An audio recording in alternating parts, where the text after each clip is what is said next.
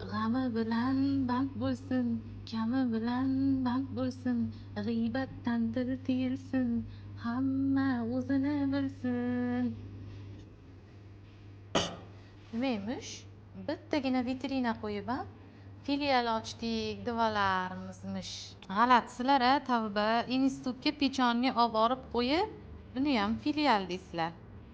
Yana yoki birorta kafe, magazinga pechonni joylab qo'yib, uni ham filial. Bonjourda qangi katta magazin ochsalaring butun dunyoga jar solasizlar ekanda deb yozishibdi mana bitta qizimiz. Vitrinani shunaqangi arzon deb o'ylaysizlar shekilli.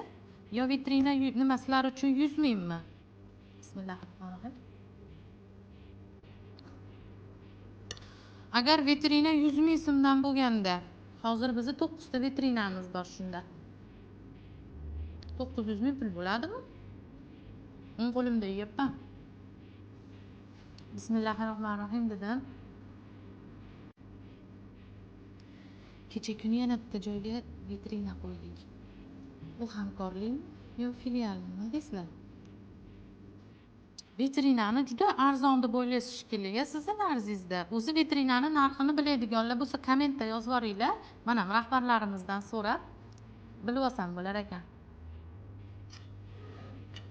Aytganchilik sportivniy magazinimizga o'tirib issiqqina kafelar bilan choy ichadigan joy qilyapmiz. Uni restoran deysizlarmikin yo stalovoy deylikmikin nima deysizlar? Hamma o'zini bilsin deganlaridek, hamma o'zini tashvishini bilsin. Singilmisiz, apamisiz, ha deb kommentariyaga kirib olib, har xil negativ yozmasdan bir o'zingizdan ham ko'raylik-chi san'atlaringizni.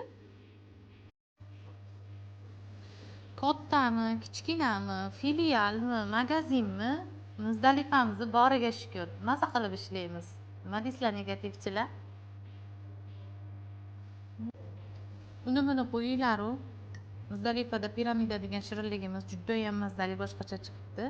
Ustilarida pistachkalari bor ekan. Sizlarga ham ilindim bir olib yeb ko'ringlar. Narxlari ham hamyonbop ekan.